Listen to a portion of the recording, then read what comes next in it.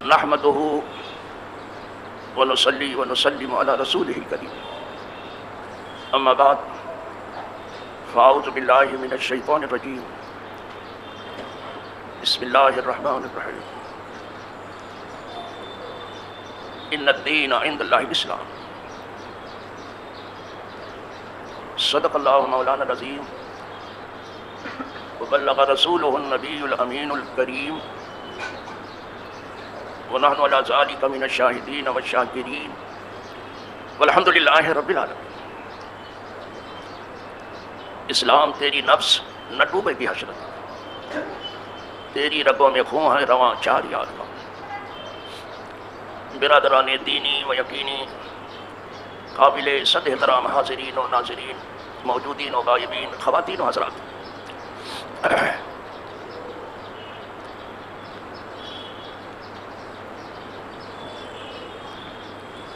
حضرت حق تبارک و تعالیٰ کے نزدیک پسندیدہ دین اسلام ہے، اور یہی دین تمام انبیاء کا دین ہے.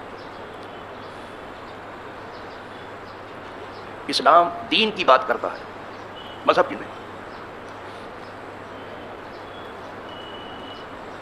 دین کی بات کرتا ہے، جب بھی گفتگو کرے گا دین کی کرے. لہذا ہمارے لیے ضروری ہے کہ ہم دین کی بات کر رہے ہیں. پھر یہ مذہب اور مسلک اور مشرب یہ سب دین کی شاخیں ہیں.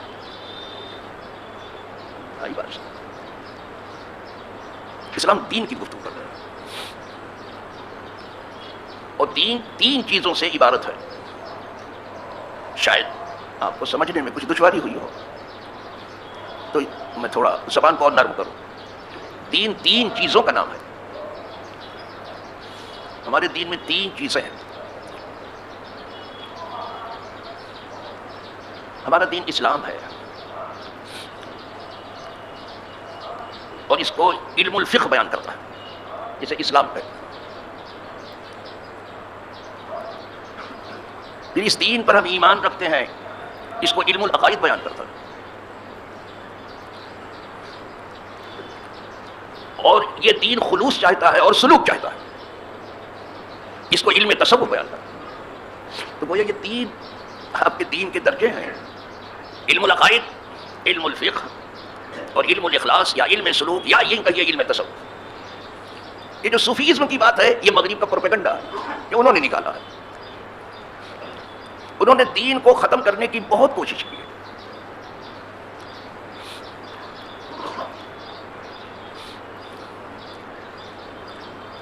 اور یہ تینوں چیزیں ہم حدیث جبریل میں پیش کر چکے ہیں. جب ہم نے اس عنوان سے گفتگو شروع کی تھی تو حدیث جبریل کو ہم سامنے لائے تھے آپ کے. تو انہوں نے پوچھا تھا حضور خبر دیجئے اخبرنی عن الاسلام، مجھے بتائیے اسلام کیا ہے.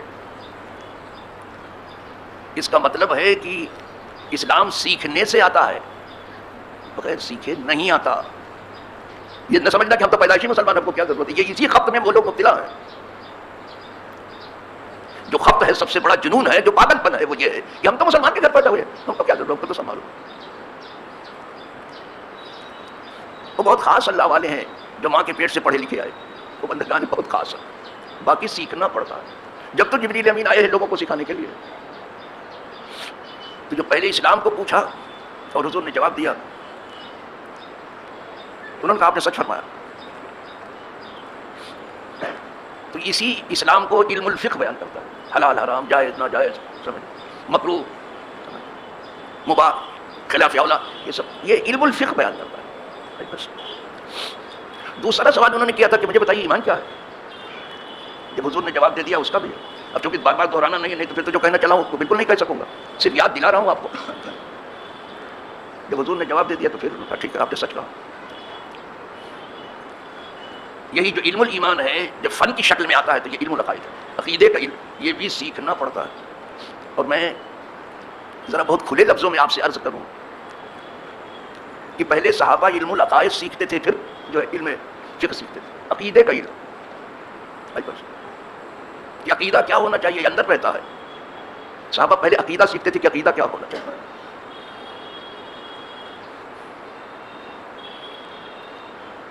یہ عقیدہ عقد سے بنا ہے. عقد کے معنی گرہ کیا ہے؟ معلومات کی ایک گرہ لگ جاتی ہے دل میں جو اللہ ایک ہے، محمد صلی اللہ علیہ وسلم اس کے سچے رسول ہیں. یہ گرہ لگتی جا رہی ہے، اس کے فرشتے ہیں، تقدیر جو کچھ ہے جیسی بھی ہے سب خدا کی طرف سے ہے. یہ عقیدہ ہے. عقیدہ تو پہلے لوگ عقیدہ سیکھتے تھے پھر عمل سیکھتے تھے. اب عمل ٹوٹا پھوٹا ادھر ادھر سیکھ لیا، جانتے ہی نہیں عقیدہ کیا ہے، اور عقیدہ کہتے کس کو یہ بھی نہیں جانتے. دل میں گرہ لگی ہے، باہر نہیں. اور یہ ایمان جتنا پختہ ہوتا ہے عمل اتنا ہی پختہ ہوتا ہے، اور ایمان جتنا کمزور ہوتا ہے عمل اتنا ہی کمزور. تو عرض یہ کر رہا تھا کہ اس سے جو ہے علم العقائد جب فن کی شکل میں ہوا تو عقیدے کا علم یہ ہونا چاہیے سب کو. اور کسی قریب کے آدمی سے آپ پوچھ لینا بابا کی عقیدہ کیا ہونا چاہیے. آپ کے اماں ابا اگر عالم ہے تو ٹھیک ان سے پوچھ لینا، اور نہیں ہے تو پھر جا کے کسی عالم سے پوچھنا، پھر آپ کو ہوش آئے گا کہ کیا ہے کہ عقیدہ کس کو کہتے ہیں. تو یہیں سے علم العقائد ہے. تیسرا سوال جو انہوں نے کیا تھا وہ کہا تھا حضور مل احسان یا رسول اللہ، یہ احسان کیا ہے.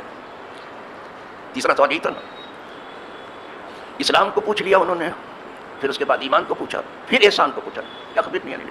جب یہ لفظ ہم اردو زبان میں احسان کا بولتے ہیں تو آپ اس سے سوائے حسن سلوک کے اور کچھ مراد نہیں لیتے کہ بھائی ہم نے فلاں کے اوپر احسان کیا.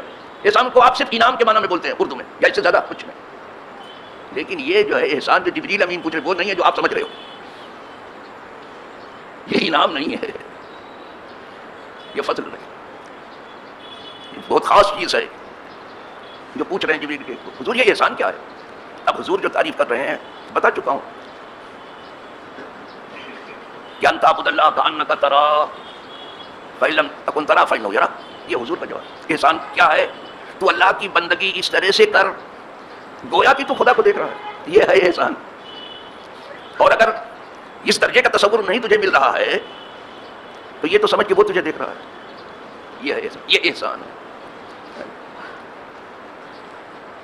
یہی احسان، اس کو آپ چاہیں تو اسی کو اخلاص بھی کہتے ہیں. خلوص. خلوص کا مطلب فلوس کے الٹا ہے بالکل. فلوس والے پیسہ. اب اس سے زیادہ لوگوں کی فکر نہیں ہے کہ فلوس کدھر سے آ رہا ہے.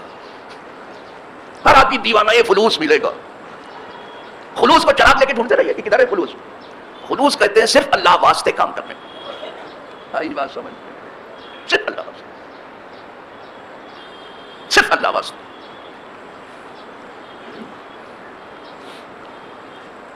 اسی کو ایک حدیث پاک میں بیان کیا گیا، کھول دیتا ہوں ذرا سا. من احب للہ وابغض للہ واعطى للہ ومنع للہ فقد استكمل الایمان. جس کسی نے کسی کو چاہا صرف اللہ واسطے اور کوئی غرض نہیں. کسی کو اگر آپ نے چاہا محبت کیا اس سے تو صرف اللہ واسطے. یہ نہیں کہ میں تم کو حاجی صاحب کہتا ہوں تو مجھے حاجی صاحب کہنا، من تو رہا حاجی بگو ہم تمہارا حاجی بگو، میں آپ کو حاجی صاحب کہہ رہا ہوں آپ مجھے حاجی کہنا. یہ نہیں ہے بابا. کسی کو آپ نے چاہا صرف اللہ واسطے، یہ خلوص ہے. من احب للہ وابغض للہ. اور کسی کو ناپسند کیا اس نے. آپ کسی کو چاہتے کسی کو ناپسند کرتے ہیں، یہ چلتی ہے. لاکھ آپ چاہیں کہ سب کو پسند کریں تو نہیں کر پائیں گے. اور ایسا بھی نہیں ہوگا کہ سب کو آپ ناپسند کریں کسی کو نہ چاہیں، کسی کو تو آپ چاہیں گے. یہ ہے کہ ناپسند والے زیادہ ہیں لیکن ہے ضرور. تو کسی نے کسی کو ناپسند کیا، برا سمجھا تو اللہ واسطے سے کہ اللہ کا بندہ ٹھیک نہیں ہے، ٹھیک سے اللہ کی راہ پر نہیں چلتا، صراط مستقیم کی فکر میں نہیں ہے یہ بندہ. آپ نے کسی کو ناپسند بھی کیا تو صرف اللہ واسطے اپنے لیے. ہم کسی کو پسند اپنے لیے کرتے ہیں، ناپسند اپنے لیے کرتے ہیں. یہ خلوص نہیں ہے. یہ خلوص نہیں. خلوص اللہ واسطے.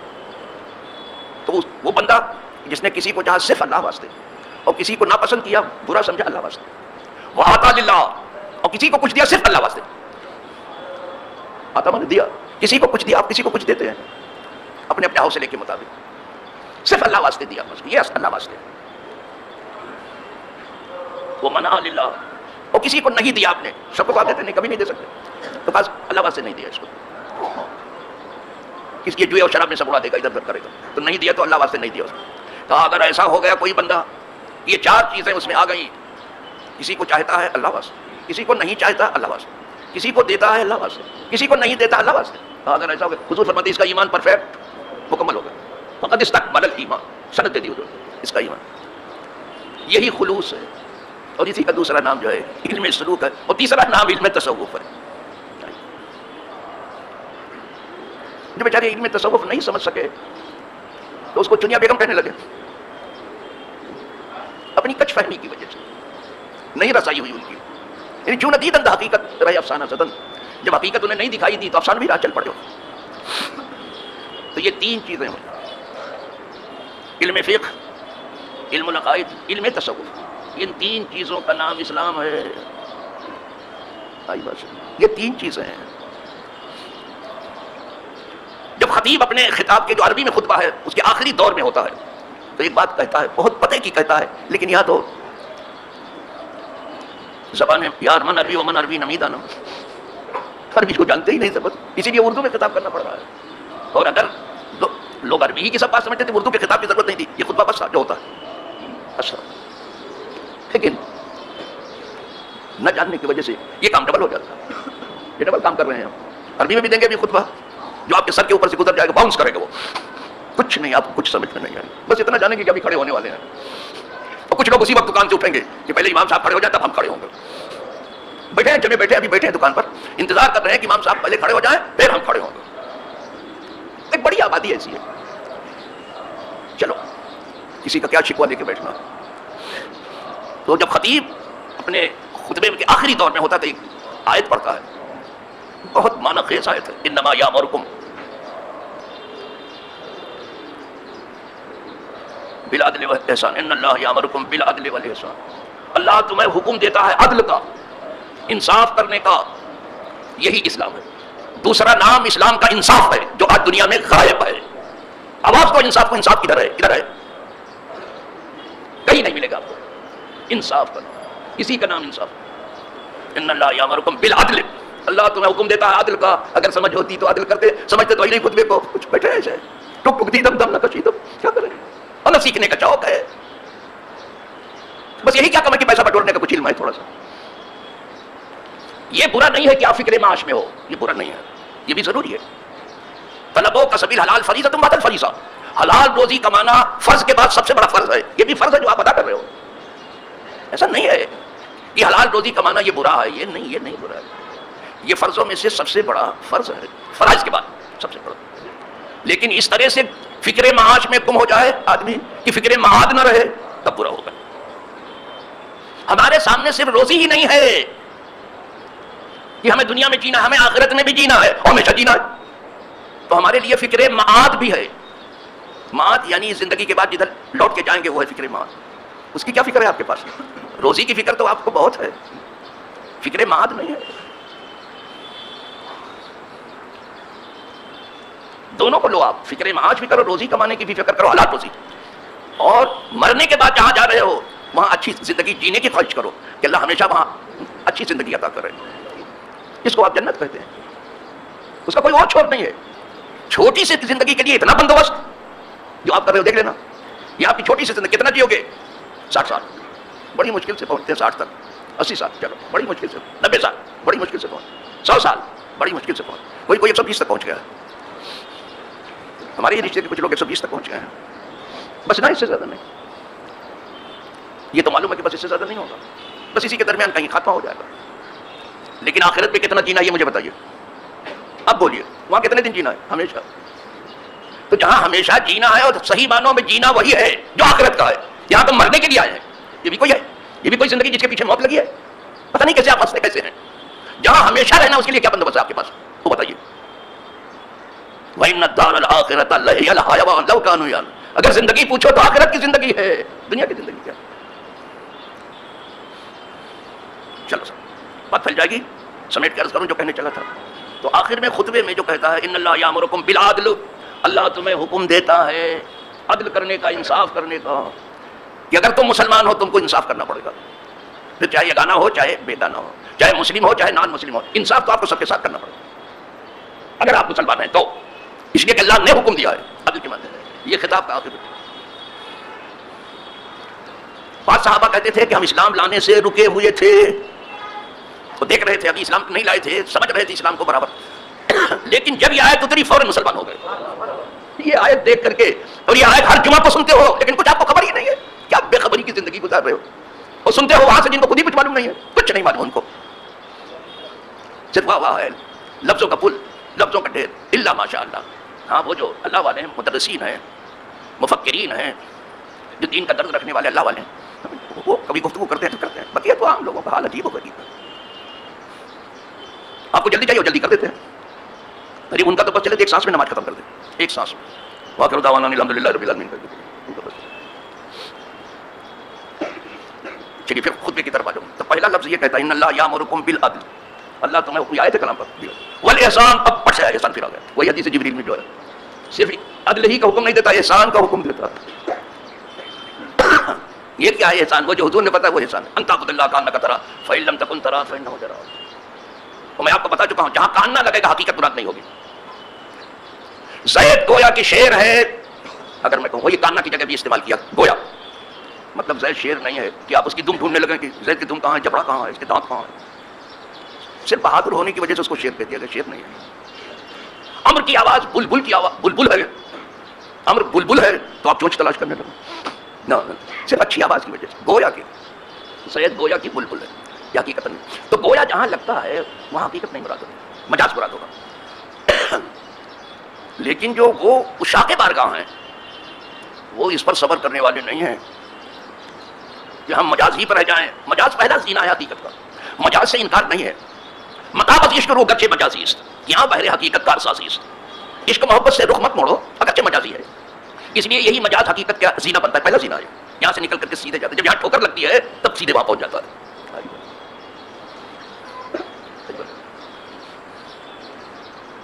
احسان کا دوسرا حکم ہوا تو شاہ کے بارگاہ کو اس پر صبر نہیں ہے کہ ہم گویا کی دیکھ رہے ہیں.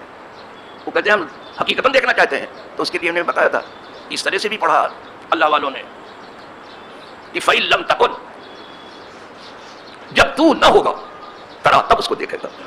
یعنی جب اپنے کو مٹا دے گا، فنا کر دے گا تب اس کو دیکھے گا. مٹا دے اپنی ہستی کو اگر کچھ مرتبہ چاہے. یہ دانہ خاک میں مل کر گل و گلزار ہوتا ہے. یہ دانہ گل و گلزار کب بنتا ہے بابا؟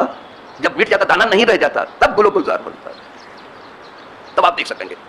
فَإِن لَمْ تَكُنْ تَرَاهُ، اب تو دیکھے گا. فَإِنَّهُ يَرَاكَ، وہ تو تجھ کو دیکھتا ہی ہے. یہ کچھ شاکانی بارگاہ نے یہ مانا لیا اسی حدیث جبریل سے. لیکن اب عام لوگوں کی بات کریں، عام مسلمانوں کی تو شاہ کی بارگاہ کی تھی. عام لوگ بھی اپنے رب کو دیکھیں گے لیکن آخرت میں دیکھیں گے. انکم سترون ربکم، ان قریب تم اپنے رب کو دیکھو گے. آج نماز میں صرف سوچ رہے ہو کہ ہم اس کو دیکھ رہے ہیں، کل انشاءاللہ تم اس کو دیکھو گے. خدا کرے سب کو یہ دیدار میسر ہو. یہ جنت میں اگر سب سے بڑی چیز کو یہ وہ دیدار الہی ہے. جب اس کے بندوں کو دیکھ کے پیٹ نہیں بھرتا تو اس کو دیکھ کر کے کہاں گم ہو جائیں گے. وہ کیسا ہو، اس کے حسن کا کیا کہنا. کوئی انتہا ہی نہیں جس کے حسن کی وہ خدا ہے. ایک مرتبہ جو دیکھیں گے پھر بھولیں گے نہیں کسی طرح سے، اسی میں ڈوبے رہیں. نہ حسن سقائط دارت، اس کے حسن کی کوئی انتہا ہی نہیں ہے بابا، بے انتہا حسن. ارے حضرت یوسف کے حسن میں انگلی کٹ گئی، خدا کو دیکھیں گے کیا ہوگا. سب دیکھیں، خدا کرے سب کو ملے دیتا، آرزو تو سب کی ہے. تو یہ احسان کا حکم دیا گیا کہ چلو یہاں نہیں ہوتا ہے، تم ابھی نماز میں سوچ رہے ہو کہ گویا کہ دیکھ رہے نہیں تو وہ تو مجھے کل قیامت کے دن تم اس کو دیکھو گے. تو یہ ہو گیا علم تصوف. تو یہ تینوں چیز ضروری ہے مسلمان کے لیے. علم العقائد فرسٹ، اس کے بعد علم الفقہ، اس کے بعد علم الاخلاص یا علم تصوف. تینوں چیزیں اس میں ہر ایک چیز ایک دوسرے کے لیے لازمہ ملزوم ہے، ضروری ہے، سب ملے ہوئے ہیں آپس میں. اسی لیے امام مالک رحمۃ اللہ تعالیٰ علیہ ایک بات کہا کرتے تھے، اسی کو بات ختم کرنے جا رہا ہوں تاکہ آپ کچھ سیکھ بھی لو. جس کو سیکھنا ہے اور جس کو سونا ہے وہ سوئے گا آرام سے بیچارہ. اب چونکہ سیکھنے کے لیے پوری دنیا بیٹھی ہے، آپ اکیلے تو نہیں ہوتے. اگر آپ کو دیکھ کے بولنے ہو تو میں خدا کی قسم نہیں بولتا یہ سب. صرف اگر آپ سے پناہ ہوتے یہ سب بالکل نہیں بولتے. پوری دنیا اس کو سن رہی ہے. یہ نہ سمجھنا کہ ہم یہ سننے والے نہیں سنیں گے تو کچھ نہیں ہو رہا. تمہارے سننے سے کچھ ہوتا ہے. سنو گے اپنا فائدہ کر، میرا کیا ہے، مجھے کیا دے دو گے آپ، کیا دے دیا ہے. ایک زمانہ بیٹھا ہوا ہے سننے کے لیے، پوری دنیا سن رہی ہے اس کو. امام مالک فرماتے ہیں، جو کہ یوٹیوب پر ہے، لائیو بھی ہے، بات نہیں بھی ہے. امام مالک فرماتے ہیں عالم مدینہ اور کیا کہنا سر، عاشق رسول، کہ من تصوفا، جو صوفی بنا، ولم یتفقہ فقط تزندقہ، تو بے دین ہو جائے گا. علم فقہ نہیں سیکھا، صرف صوفی بن گیا. علم فقہ نہیں سیکھا، لا وہی فرمایا من تفقہ ولم یتصوف فقط تزندقہ. اور جس نے فقہ سیکھا، حلال حرام سیکھا اور تصوف نہیں سیکھا، وہ بھی گیا گمراہی کے راستے. تصوف مشق علم الاخلاص، اخلاص کے بغیر کچھ نہیں ہے، خلوص تو چاہیے. فقط تفسقا تو بے عمل ہوا، عمل کر کے بھی بے عمل ہوا. فقہ سیکھا لیکن تصوف. ومن جمع بینہما فقط تحققا، اور جس نے دونوں کو جمع کر لیا، فقہ بھی سیکھا تصوف بھی، وہ پھر مقام تحقیق پر فائز ہوا، وہ محقق ہوا، وہ مدقق ہوا، وہ اللہ والا ہوا. دونوں کو جس نے جمع کیا. چلو اسی بات ختم کرتے ہیں. تو آپ تو کہتے ہیں کہ عنوان ختم ہوگا تو کبھی اسلام کا عنوان کبھی نہیں ختم ہوگا بھیا زندگی میں. بہت لمبا چوڑا یہ عنوان ہے. ہم اس لائق بھی نہ ہوئے کہ اس کی ایک صفت کو بیان کریں. تم تو چاہتے ہو کہ ایک سانس میں سب کہہ دیا جائے، یہ نہیں ہوگا، یہ شبینہ نہیں. چلو الحمدللہ رب العالمین. ہم کہتے جا رہے ہیں اللہ جس کو توفیق دے وہ سمجھ لے، اللہ جس کو توفیق دے وہ اس پر عمل کرے، اور اللہ جسے توفیق دے وہ اللہ سے مانگے کہ اللہ سب کچھ تو دیا ہے، ہمارا دین بھی دے دے، ہمارا ایمان بھی دے، حسن خاتمہ بھی دے دے. سمجھ. وآخر دعوانا الحمدللہ.